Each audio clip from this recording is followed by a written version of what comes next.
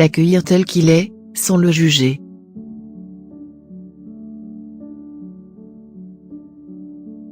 L'écouter attentivement, en prenant le temps nécessaire.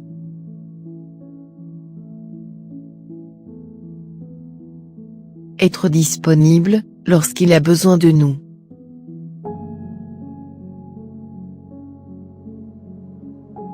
Être tolérant, et pardonner au besoin.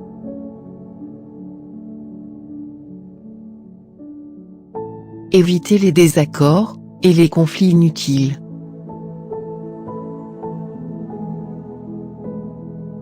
Être généreux, sans attendre de récompense.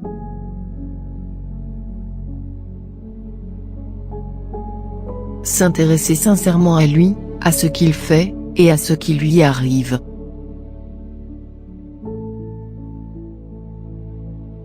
Choisir des sujets de conversation, qui l'intéressent.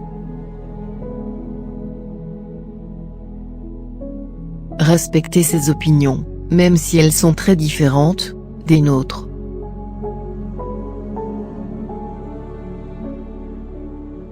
Respecter ses goûts et ses désirs, sans négliger les nôtres.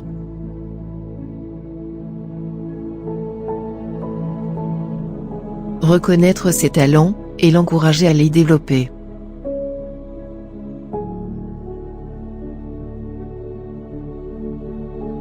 Être bienveillant, envers lui. Dire que nous sommes fiers de lui, et de ce qu'il a réalisé, lorsque c'est le cas.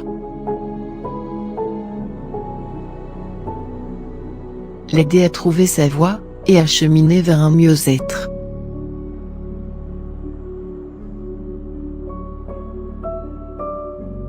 Tenir nos promesses.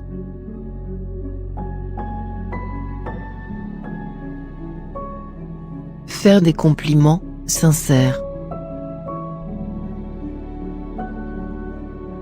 Planifier une journée de loisirs avec lui, en priorisant ce qu'il aime. Croire en lui, le valoriser, lui faire confiance.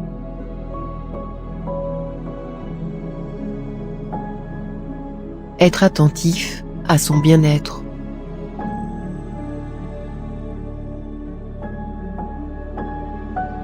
Cuisiner son mets préféré. S'y approprier, lui demander conseil, pour une chose importante.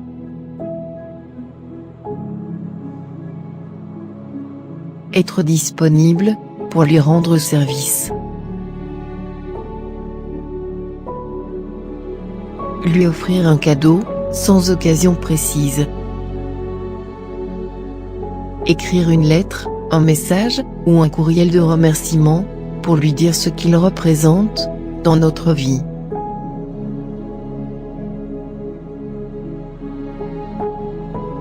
Organiser une fête, et inviter ses amis. Nous devons faire preuve d'équilibre, en toutes choses. En particulier dans nos relations humaines. Il est bien d'être généreux envers nos proches, mais cela ne doit pas être fait d'une manière excessive. Notre santé est nécessaire pour soutenir nos proches. Pour eux comme pour nous, il est donc utile de prendre soin de nous.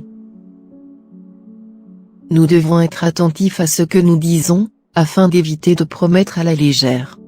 Mais lorsque nous nous sommes engagés, il faut tenir nos promesses. Car les promesses non tenues minent notre confiance, et détruisent nos relations. Et si pour une raison hors de notre contrôle, nous ne pouvons pas respecter un engagement, alors il est préférable de le dire rapidement, à la personne concernée.